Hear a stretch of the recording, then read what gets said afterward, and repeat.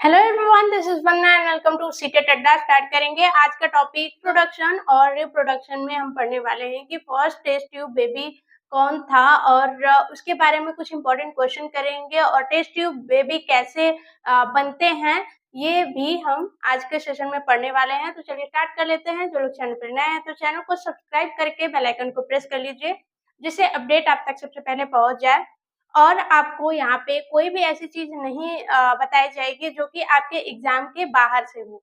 सारी चीजें आपको 6 to 8 की एनसीईआरटी के थ्रू ही पढ़ा जाएगा जो कि सीटेट पेपर 2 में पूछा जाता है। अगर आपने सीटेट दिया हुआ है या फिर आपने पेपर देखा हुआ है या फिर आप यूट्यूब पे जाकर के बायोलॉजी का क्वेश्चन देख सकते हैं, आपको भरमार मिल जाएगी biology question, physics chemistry biology का। तो उसमें आप देख सकते हैं कि जो थ्योरी हमने कराई हुई है वो क्वेश्चन में पूछे गए हैं।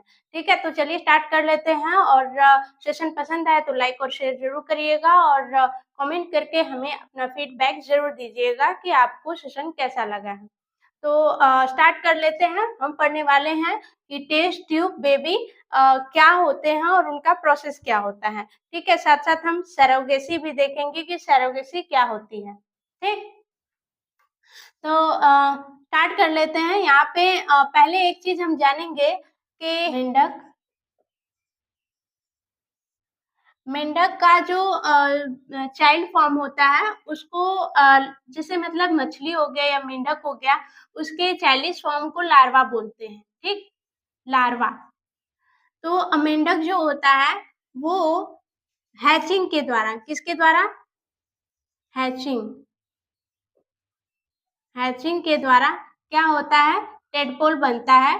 टेडपोल मेंढक के जो मेंढक का जो लार्वा फॉर्म होता है यानी कि जो चाइल्डिश फॉर्म होता है उसे टेडपोल बोलते हैं। और वो कैसे बनता है? जब एग का हैचिंग होता है तब। Egg hatching. ठीक, एग हैचिंग होता है तो टेडपोल बनता है और टेडपोल के बाद फिर क्या बनता है? टेडपोल के बाद फिर इसका मेटामॉर्फोसिस होता है। क्या होता है? मेटामॉर्फोसिस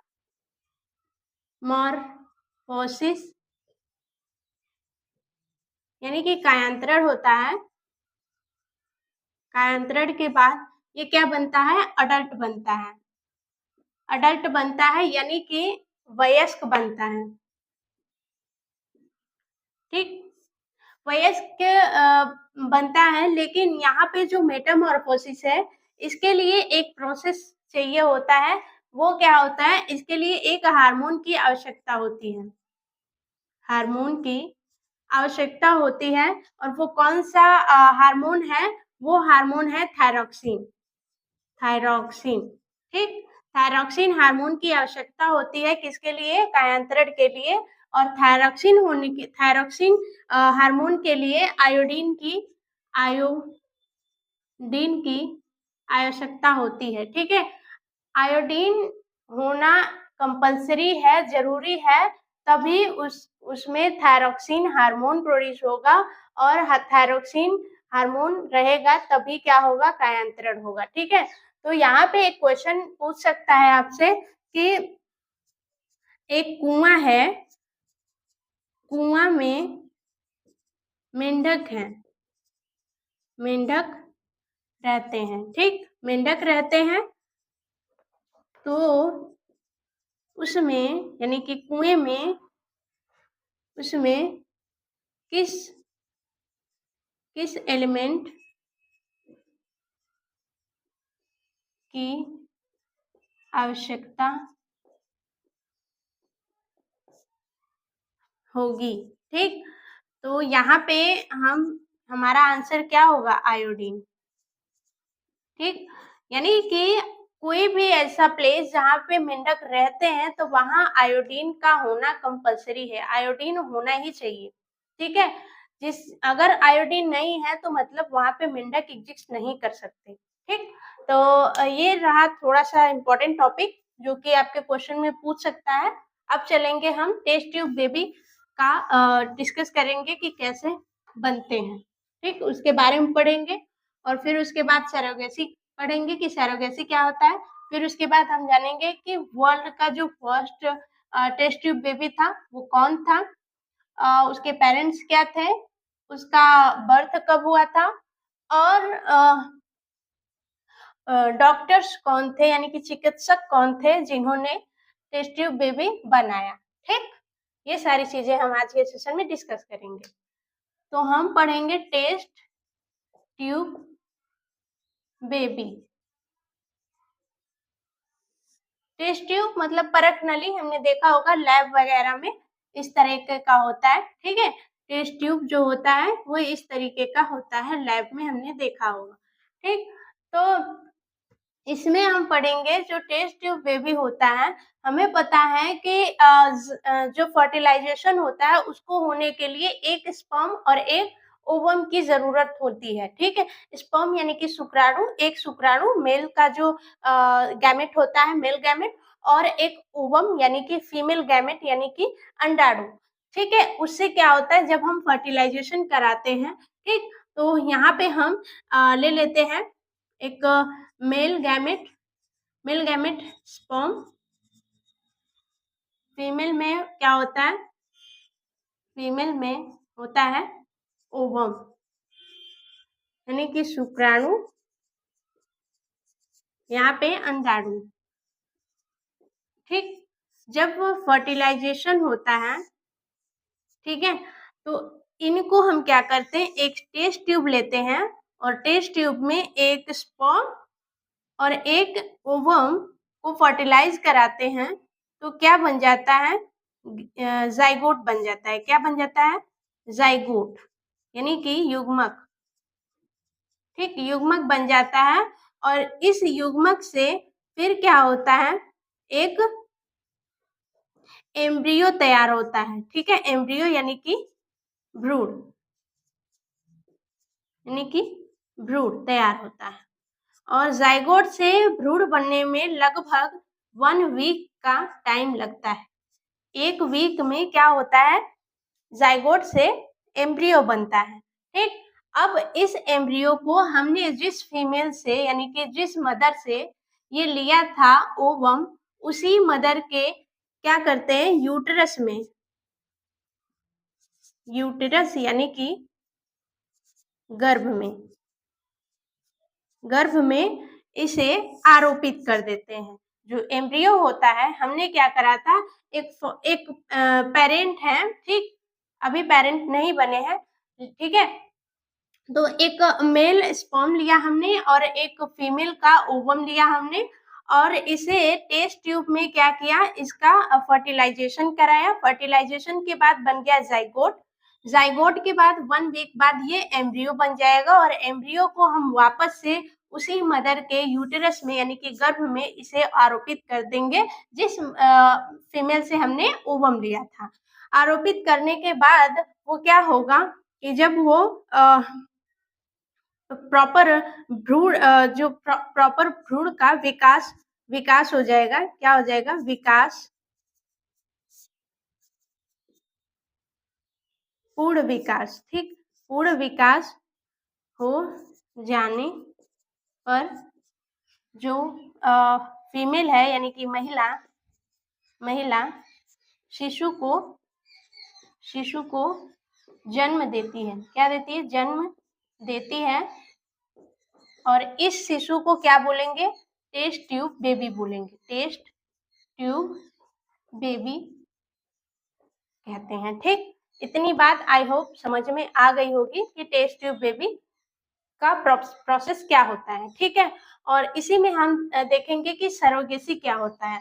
सरोगेसी का भी सेम प्रोसेस होता है। ठीक है, सरोगेसी का सेम प्रोसेस होता है, बट ये जानेंगे कि इसे टेस्ट ट्यूब बेबी और इसे सरोगेसी क्यों बोलते हैं। एक बात और जानेंगे कि जब फर्टिलाइजेशन होगा और यहाँ पे जाइगोट बनेगा तो इसे बोलते हैं IVF, यानी कि इन विट्रो।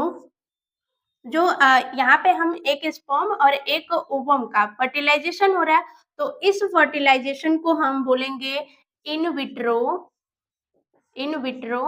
फर्टिलाइजेशन यानी कि इन विट्रो फर्टिलाइजेशन का मतलब है कि बॉडी के बाहर यानी कि शरीर के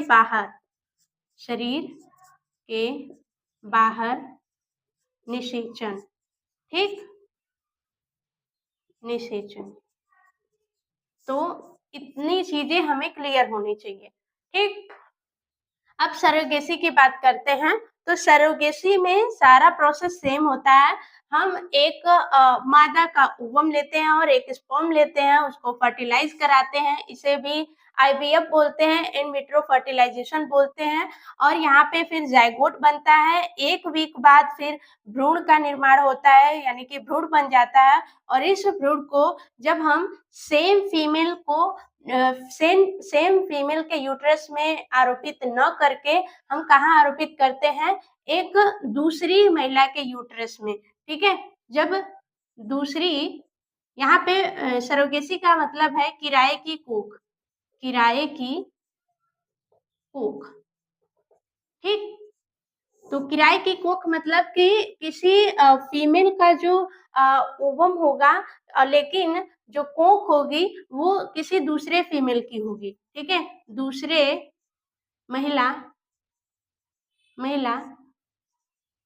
के यूटेरस में, यूटेरस यानी कि जिसे बोल सकते हैं कि गर्भ में, ठीक, गर्भ में आरोपित क्या करते हैं, एम्ब्रियो, आरोपित एम्ब्रियो का विकास करना, विकास होना, इसे बोलते हैं सरोगेसी, सरोगेसी कहलाता है। और जो ये महिला है जो कि क्या कर रही है, सरोगेसी प्रोसेस कर रही है, इसे बोलेंगे सरोगेट मदर, सरोगेट मदर, ठीक। तो ये हो गया टेस्ट ट्यूब बेबी के बारे में, और ये हो गया सरोगेसी क्या होता है, ठीक। अब चलेंगे नेक्स्ट टॉपिक पे कि वर्ल्ड का जो फर्स्ट टेस्ट ट्यूब बेबी था वो कौन था।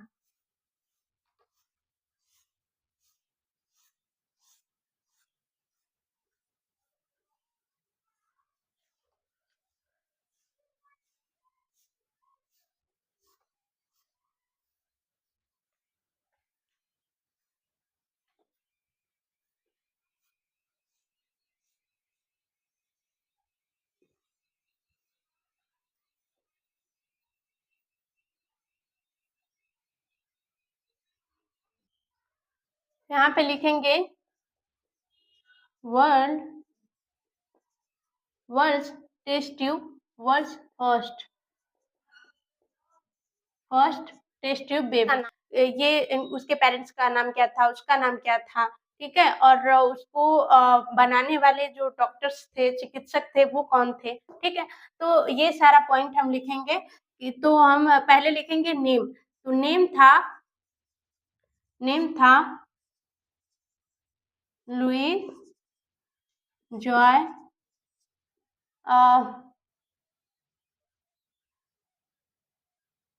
ब्राउन, ठीक। लुई जॉय ब्राउन नाम था, ठीक है। लुई जॉय ब्राउन, ठीक है। इसका नाम था, बर्थ कब हुआ था, यानी कि जन्म हुआ था 25 जुलाई 1978 में, ठीक।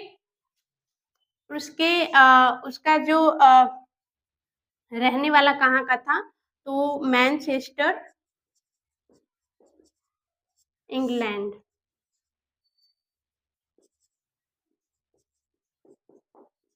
ठीक।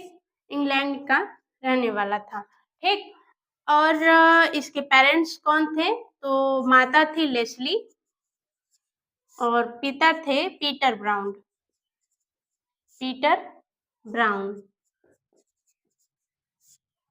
और इसको जो बनाने वाले डॉक्टर्स थे, ब्रिटिश फिजिशियन थे,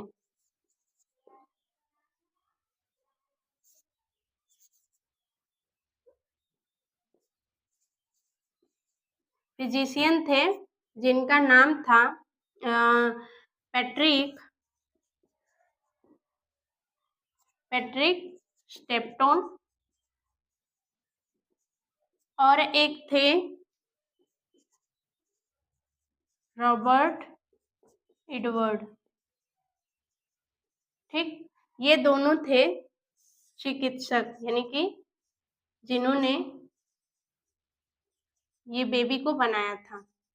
ठीक है, दोनों चिकित्सक थे और ये दोनों ही वो चिकित्सक हैं जो जिन्होंने फर्स्ट इन विट्रो फर्टिलाइजेशन